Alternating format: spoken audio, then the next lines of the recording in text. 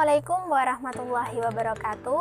Perkenalkan, nama saya Tri Cahyaningsih. Saya dari MKS 4C. Pada video kali ini saya akan memberi materi dari kelompok 1 sampai dengan kelompok 13. Langsung saja untuk pembahasan kelompok pertama, yaitu tentang laporan laba rugi, laporan perubahan modal, dan pajak penghasilan. A. Laporan laba rugi.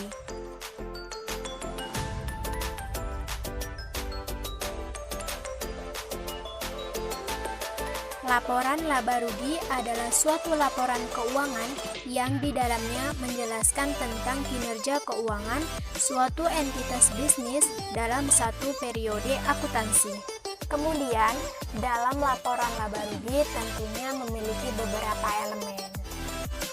Nah, elemen-elemen dari laporan laba rugi itu sendiri adalah pendapatan atau revenues, beban atau expenses, keuntungan atau profit, dan kerugian atau loss. B. Perubahan modal. Laporan perubahan modal adalah laporan keuangan yang menyajikan informasi tentang perubahan modal pada perusahaan akibat dari segala kegiatan pokok operasi perusahaan dalam suatu periode akuntansi tertentu. Unsur-unsur dari laporan perubahan modal itu sendiri adalah laba tidak dibagi awal periode atau per awal tahun, laba neto periode akuntansi, dividen yang diumumkan, dan laba tidak dibagi per akhir periode. Kemudian yang C, pajak penghasilan. Menurut Undang-Undang Nomor 28 Tahun 2007 tentang Ketentuan Umum dan Tata Cara Perpajakan atau UU KUP, pajak adalah kontribusi wajib kepada negara yang terutang oleh orang pribadi atau badan yang bersifat memaksa berdasarkan undang-undang dengan tidak mendapatkan imbalan secara langsung dan digunakan untuk keperluan negara bagi sebesar-besar kemakmuran rakyat. Jadi, pajak penghasilan adalah jenis pajak subjektif yang kewajiban pajaknya melekat pada subjek pajak yang bersangkutan. Artinya, kewajiban pajak tersebut dimaksudkan untuk tidak dilimpahkan kepada subjek pajak lainnya. A. Pengertian laporan keuangan. Laporan keuangan atau financial statement menurut Kashmir tahun 2013 adalah laporan yang menunjukkan kondisi keuangan perusahaan saat ini atau periode ke depannya. Dalam praktiknya, dikenal beberapa macam laporan keuangan seperti 1. Neraca, 2. Laporan laba rugi, 3. Laporan perubahan modal, 4. Laporan catatan atas laporan keuangan, 5. Laporan arus kas. B. Pihak-pihak yang berkepentingan dalam laporan keuangan. Pihak yang pertama, pihak internal, terdiri dari pihak manajemen dan pemerintah. Yang kedua, pihak eksternal, terdiri dari investor, kreditur, pemerintah, dan karyawan. C. Neraca atau posisi keuangan. Menurut James C. Van Horn, neraca adalah ringkasan posisi keuangan perusahaan pada tanggal tertentu yang menunjukkan total aktiva dengan total kewajiban ditambah total ekuitas pemilik.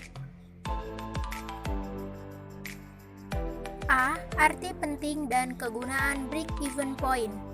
Break-even point adalah suatu keadaan di mana perusahaan dalam operasinya tidak memperoleh laba dan juga tidak menderita kerugian, atau dengan kata lain, total biaya sama dengan total penjualan, sehingga tidak ada laba dan tidak ada rugi.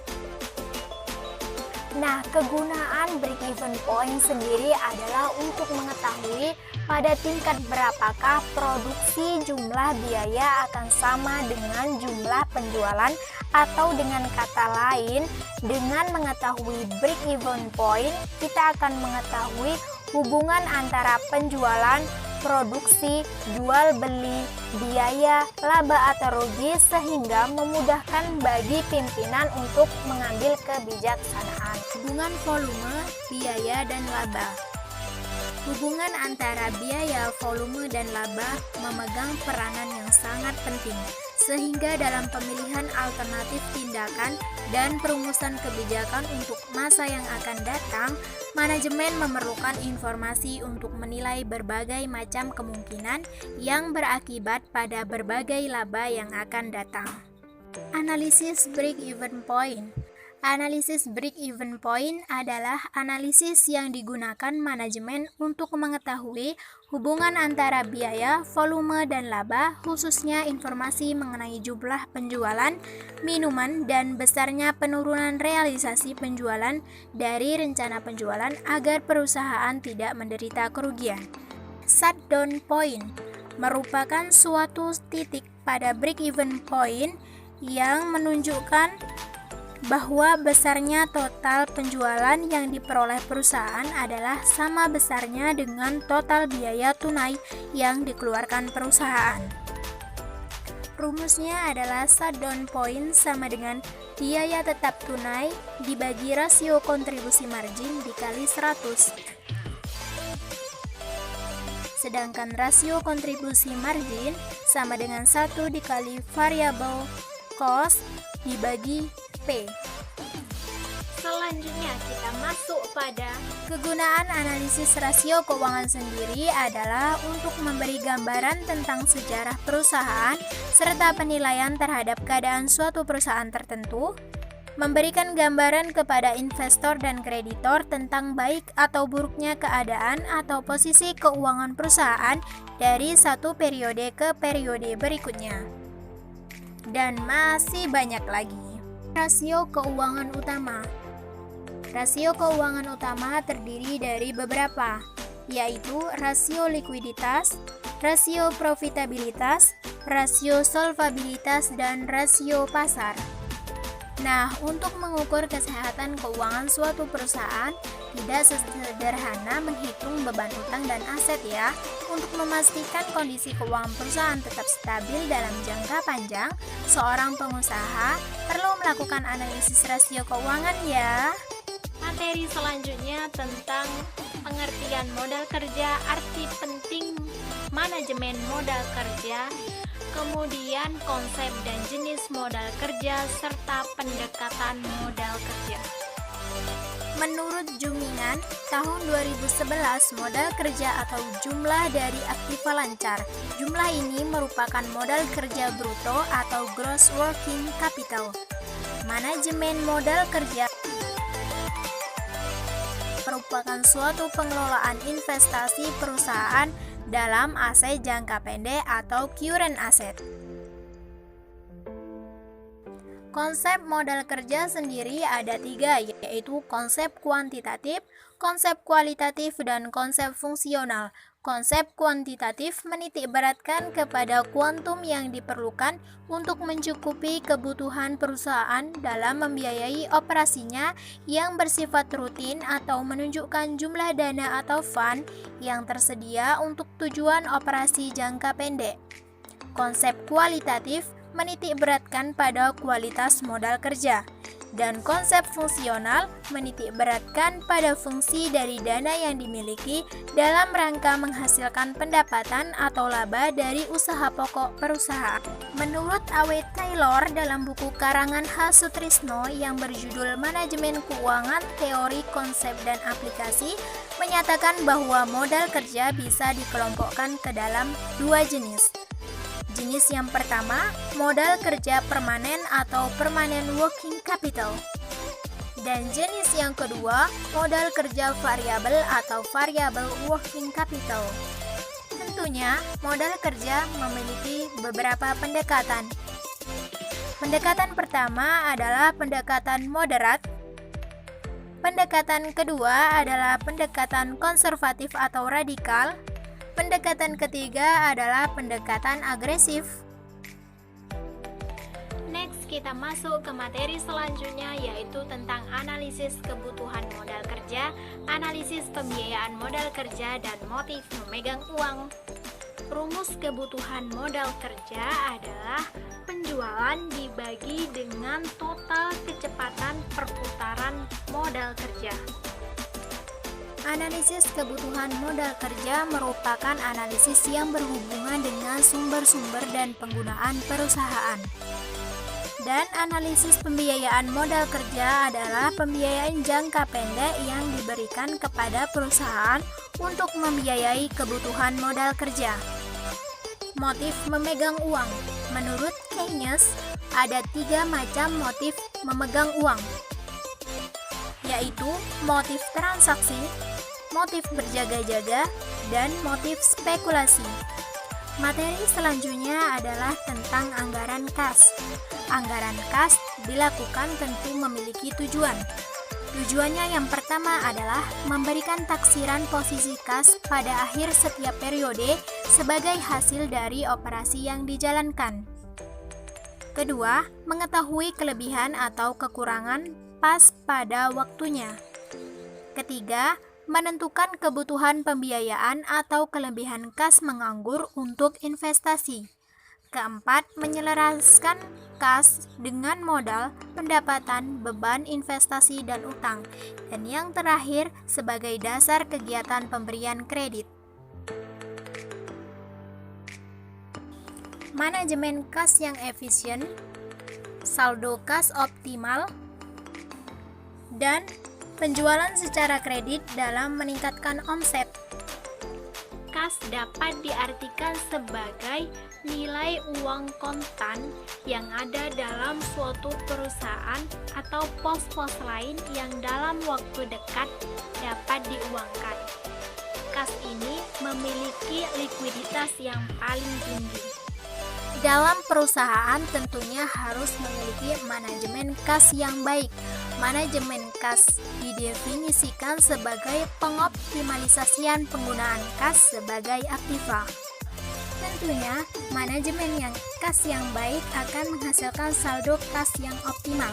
Menurut Mamduh M. Hanafi tahun 2004, terdapat 2 teknik dalam menentukan saldo kas optimal, yaitu model Baumol-Alaistobin atau BAT dan model Miller-Orr.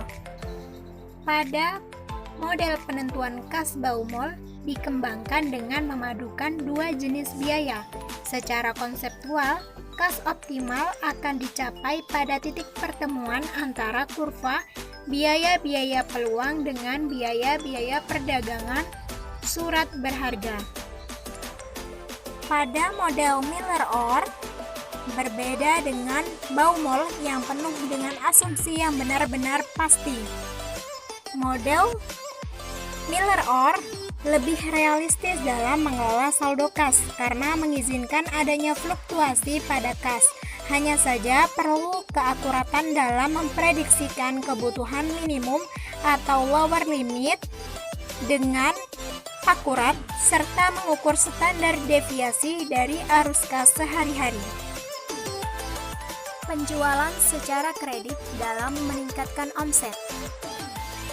Menurut Mulyadi, tahun 2008 penjualan adalah kenaikan aktiva yang berasal dari penjualan barang dagangan atau produksi selama periode tertentu yang merupakan kegiatan rutin perusahaan. Menawarkan produk dengan cara pembayaran kredit adalah salah satu strategi penjualan yang umum dilakukan untuk mendapatkan keuntungan. Keuntungannya ialah mendorong konsumen untuk membelanjakan uang lebih besar dari yang seharusnya. Risiko dapat dikatakan sebagai suatu peluang terjadinya kerugian atau kehancuran. Risiko yang ada di suatu perusahaan dapat dibagikan menjadi 3 jenis, yaitu risiko individual, risiko perusahaan, dan risiko pasar. Sedangkan return atau pengembalian menurut R.J. Schock, return merupakan laba investasi baik melalui bunga atau dividen. Piutang adalah semua tagihan kepada seseorang, badan usaha atau pihak lainnya dalam satuan uang yang timbul dari transaksi masa lalu. Nah, untuk memahami pembahasan kebijakan piutang secara lebih mendalam, saya akan memberikan kebijakan piutang yang dapat membantu dalam pengelolaan piutang. Yang pertama, buat standar kredit. Yang kedua, berikan syarat kredit. Yang ketiga, tentukan kebijakan kredit. Dan yang keempat, lakukan penagihan secara rutin. Pengertian persediaan menurut Herjanto, persediaan adalah bahan atau barang dagang yang disimpan yang akan digunakan untuk memenuhi tujuan tertentu. Adapun fungsi dari persediaan adalah fungsi decoupling, fungsi ekonomi bisnis, fungsi antisipasi, manfaat investasi pada persediaan, dan karakteristik biaya-biaya persediaan. Manfaat investasi pada persediaan adalah memanfaatkan diskon kuantitas, menghindari kekurangan bahan atau out of stock, dan manfaat pemasaran. Secara garis besarnya, biaya yang terjadi pada persediaan adalah 1. Biaya penyimpanan atau holding cost atau carrying cost. 2. Biaya pemesanan atau pembelian ordering cost. 3. Biaya yang timbul akibat perusahaan kehabisan persediaan atau stock out of cost. Model-model persediaan optimal dan reorder point. Dalam persediaan optimal, memiliki model-model persediaan. Model persediaan yang dimiliki ada 4 model. Model persediaan kuantitas pesanan ekonomis, model persediaan dengan pesanan tertunda, model persediaan dengan diskon kuantitas, model persediaan dengan penerimaan bertahap. Reorder point adalah sebuah titik di mana sebuah barang yang ada di gudang harus ditambah persediaannya sebelum kehabisan. Pengertian pendanaan jangka pendek dan tipe-tipe pendanaan jangka pendek. Pendanaan jangka pendek atau short-term financing merupakan hutang dengan jangka waktu 1 tahun atau kurang yang digunakan untuk memenuhi kebutuhan musiman dan aktiva lancar. Kemudian, pendanaan jangka pendek juga memiliki tipe. Ada 2 tipe dalam pendanaan jangka pendek. Tipe yang pertama adalah pendanaan spontan atau spontaneous financing. Yang kedua, pendanaan tidak spontan atau yang memerlukan negosiasi atau non-spontaneous financing. Suku bunga efektif atau EIR, suku bunga tahunan efektif, bunga tahunan ekuivalen atau suku bunga efektif sederhana adalah suku bunga pinjaman atau produk keuangan yang disajikan kembali dan suku bunga nominal dan dinyatakan sebagai suku bunga ekuivalen jika suku bunga majemuk adalah diibaratkan setiap tahun dalam tunggakan. Nah, itulah materi yang dapat saya sampaikan. Apabila ada kesalahan, saya mohon maaf. Saya akhiri billahi taufiq wal hidayah. Wassalamualaikum warahmatullahi wabarakatuh.